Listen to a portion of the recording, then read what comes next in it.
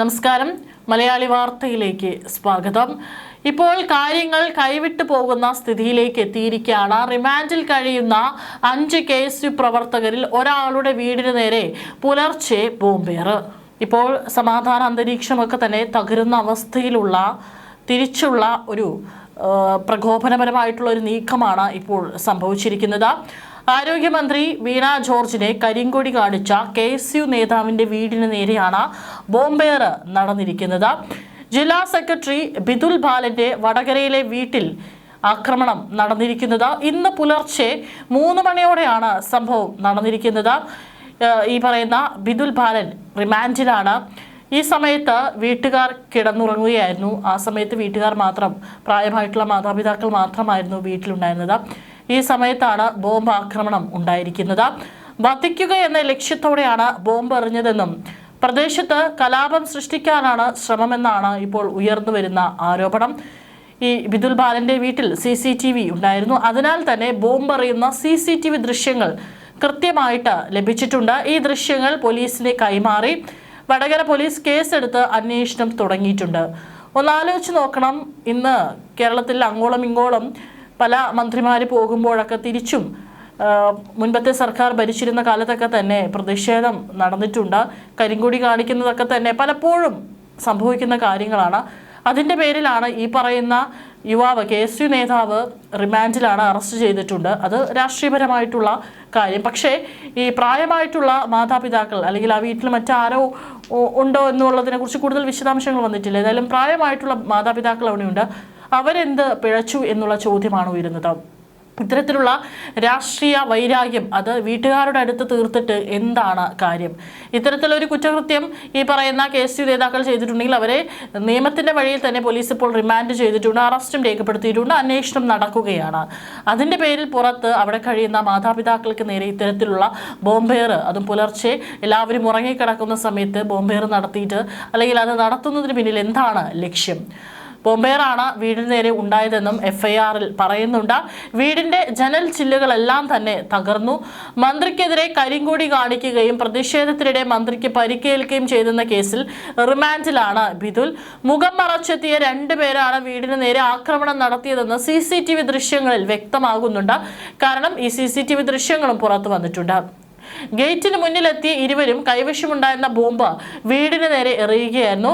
അത് എറിയുന്നതിന് മുൻപ് അല്പസമയം അവിടെ ചുറ്റിപ്പറ്റി ഈ 2 പേർ അവിടെ നിൽക്കുന്നതും ദൃശ്യങ്ങളിൽ കാണാനായിട്ട് സാധിക്കും. ആക്രമണത്തിൽ വീടിന്റെ ജനൽ ചില്ലുകൾ അടക്കം തകർന്നിട്ടുണ്ട്. വീടിന്റെ മുൻഭാഗങ്ങളിലും കേടുപാടുകൾ ഉണ്ടായി. ബിദുൽ ബാലന്റെ മാതാപിതാക്കൾ മാത്രമാണ് ബോംബെറിഞ്ഞ സമയം വീട്ടിലുണ്ടായിരുന്നത്. ഇവർ കിടന്നുറങ്ങുന്ന റൂമിന് നേരെയാണ് ബോംബ് എറിഞ്ഞതെന്നും കൊലപ്പെടുത്തുകയെന്ന ലക്ഷ്യത്തോടെയാണ് അക്രമികൾ എത്തിയതെന്നാണ് നാട്ടുകാർ പറഞ്ഞിരിക്കുന്നത്. നാട്ടുകാരടക്കം വലിയ വിമർശനമാണ് ഉന്നയിക്കുന്നത്. കാരണം പല ആളുകൾക്ക് പല രാഷ്ട്രീയമുണ്ടാവും. പക്ഷേ എന്ന് കരുതി അവിടെയുള്ള ആളുകളുടെ സമാധാന അന്തരീക്ഷം തകർക്കുന്നത് അതൊരു തരത്തിലും വെച്ചു പൊറുപ്പിക്കാനായിട്ട് സാധിക്കില്ല. ശാന്തമായ അന്തരീക്ഷത്തിൽ ആളുകൾ ജീവിക്കുന്ന പ്രദേശത്ത് കലാപമുണ്ടാക്കുക എന്ന ലക്ഷ്യത്തോടെയാണ് ഈ സംഭവം നടന്നതെന്നും നാട്ടുകാർ പറഞ്ഞു. ജനങ്ങളും അപകട ഭീഷണിയിലാണെന്നും കോൺഗ്രസ് പ്രവർത്തകർ പറഞ്ഞിട്ടുണ്ട്. സംഭവത്തെക്കുറിച്ച് അന്വേഷിച്ചു വരികയാണെന്ന് പോലീസ് അറിയിച്ചു. ബിദുലിന് പുറമെ MC അതുൽ, CH മുബാസ്, മുഹമ്മദ് യാസിൻ, അക്ഷയ് മാട്ടൂൽ എന്നിവരും റിമാൻഡിലാണ്. മന്ത്രിക്ക് പരിക്കേറ്റ സംഭവത്തിൽ റിമാൻഡിൽ കഴിയുന്ന KSU പ്രവർത്തകർ ജാമ്യം തേടി കോടതിയെ സമീപിക്കും എന്നാണ് അറിയാൻ സാധിച്ചത്. കണ്ണൂർ ഫസ്റ്റ് ക്ലാസ് കോടതിയിൽ ഇന്ന് ജാമ്യാപേക്ഷ നൽകാനാണ് തീരുമാനം. KSU പ്രവർത്തകർ ആയുധം ഉപയോഗിച്ച് ആക്രമിച്ചെന്നാണ് FIRൽ ഉള്ളത്. കൊല്ലട എന്ന ആക്രോശിച്ചാണ് പ്രവർത്തകർ എത്തിയതെന്നും മന്ത്രിക്ക് നേരെ ചാടി വീണ് കഴുത്തിന് ആക്രമിക്കുകയായിരുന്നു എന്നാണ് FIRൽ പറയുന്നത്. മന്ത്രി ആക്രമിക്കുന്നത് തടയാൻ ശ്രമിച്ച ഗൺമാനെയും ആക്രമിച്ചതായി FIRലുണ്ട്. മന്ത്രിയുടെ ഗൺമാൻ MS അഭിലാഷ് നൽകിയ മൊഴിയുടെ അടിസ്ഥാനത്തിലാണ് പോലീസ് കേസെടുത്തത്. അതേസമയം തന്നെ മന്ത്രി വീണ ജോർജ് ആശുപത്രി വിട്ടു എന്നുള്ള റിപ്പോർട്ടുകൾ പുറത്തു വരുന്നുണ്ട്. ഇന്ന് പുലർച്ചെ 4 മണിയോടെയാണ് കണ്ണൂർ പരിയാരം മെഡിക്കൽ കോളേജിൽ നിന്ന് മന്ത്രിയെ ഡിസ്ചാർജ് ചെയ്തിരിക്കുന്നത്. കണ്ണൂരിൽ നിന്ന് ഔദ്യോഗിക വാഹനത്തിൽ റോഡ് മാർഗം മന്ത്രി തലസ്ഥാനത്തേക്ക് തിരിക്കുകയായിരുന്നു. തുടർ ചികിത്സകൾ തിരുവനന്തപുരം മെഡിക്കൽ കോളേജിൽ നടക്കും. രാത്രി ഓൺലൈനായി ചേർന്ന മെഡിക്കൽ ബോർഡ് യോഗത്തിലാണ് തീരുമാനമെടുത്തിരിക്കുന്നത്. 4 മണിയോടെ റോഡ് മാർഗവും മന്ത്രിയും സംഘവും തിരുവനന്തപുരത്തേക്ക് തിരിച്ചു എന്നാണ് അറിയാൻ സാധിച്ചത്. സ്വന്തം വാഹനത്തിലാണ് യാത്ര തിരിച്ചത്. രാത്രിയോടെ മന്ത്രിയുടെ ആരോഗ്യനില കൂടുതൽ മെച്ചപ്പെട്ടു. രക്തസമ്മർദ്ദം സാധാരണ നിലയിലേക്ക് വരുന്നതായി മെഡിക്കൽ ബോർഡ് വിലയിരുത്തി. ഈ സാഹചര്യത്തിലാണ് തിരുവനന്തപുരത്തേക്ക് മാറ്റുന്നത്. അതേസമയം തന്നെ മന്ത്രിയുടെ മൊഴിയെടുക്കാൻ അന്വേഷണ സംഘം ഇന്ന് വീണ്ടും അനുമതി തേടും. കഴിഞ്ഞ ദിവസങ്ങളിൽ മന്ത്രിയുടെ ആരോഗ്യസ്ഥിതി പരിഗണിച്ച് അനുമതി നിഷേധിച്ചിരുന്നു.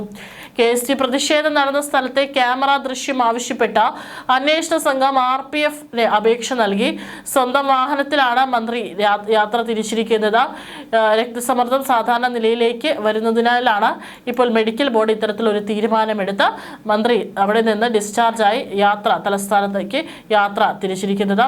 അതേ കഴിഞ്ഞ ദിവസങ്ങളെല്ലാം തന്നെ മന്ത്രിയുടെ ആരോഗ്യസ്ഥിതിയെ സംബന്ധിച്ചും വിദഗ്ധ സംഘം പരിശോധന നടത്തുന്നുണ്ടായിരുന്നു. അവരൊക്കെ തന്നെ എപ്പോഴും മന്ത്രിയെ നിരീക്ഷണത്തിൽ നിർത്തിയിരിക്കുകയായിരുന്നു. ഏതെങ്കിലും തരത്തിലുള്ള ബുദ്ധിമുട്ടുകൾ ഈ മന്ത്രിക്കുണ്ടോ എന്നുള്ള കാര്യങ്ങളൊക്കെ തന്നെ വിശദമായി പരിശോധിച്ച് വരികയായിരുന്നു. അതിൻ്റെ അടിസ്ഥാനത്തിലാണ് ഇപ്പോൾ മന്ത്രിയെ ഡിസ്ചാർജ് ചെയ്തിരിക്കുന്നത്. അതേസമയം മന്ത്രി ആക്രമിക്കപ്പെട്ടുവെന്ന സംഭവത്തിൽ രാഷ്ട്രീയ പോരും വിമർശനങ്ങളും മുറുകുകയാണ്.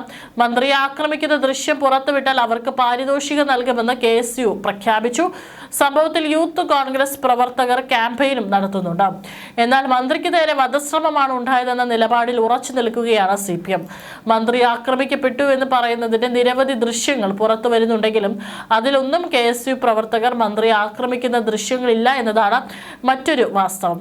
അതുകൊണ്ട് തന്നെ CPMന്റെ വാദങ്ങൾക്ക് തെളിവുമില്ല. ഫെബ്രുവരി 25-നാണ് മന്ത്രിക്കെതിരെ കണ്ണൂരിൽ KSUവിന്റെ കരിങ്കൊടി പ്രതിഷേധമുണ്ടായത്. ജില്ലയിൽ ഔദ്യോഗിക പരിപാടികൾക്ക് ശേഷം കണ്ണൂർ റെയിൽവേ സ്റ്റേഷനിൽ നിന്ന് തിരുവനന്തപുരത്തേക്ക് മടങ്ങുന്നതിനിടയിലാണ് സംഭവം. മന്ത്രി പ്ലാറ്റ്ഫോമിൽ കയറുന്നതിനിടെ പ്രവർത്തകർ പ്രതിഷേധിച്ചെത്തുകയായിരുന്നു. ഇതോടെ സ്ഥലത്ത് സംഘർഷമുണ്ടായി. ഇതിനിടെയാണ് മന്ത്രിക്ക് കഴുത്തിനും കൈക്കും പരിക്കേറ്റത്. ഏതായാലും ഇത്തരത്തിൽ ഇപ്പോൾ ഈ ഒരു KSU പ്രവർത്തകൻ റിമാൻഡിലായിട്ടുള്ള KSU പ്രവർത്തകന്റെ വീടിന് നേരെ ബോംബേർ ഉണ്ടായിട്ടുണ്ട്.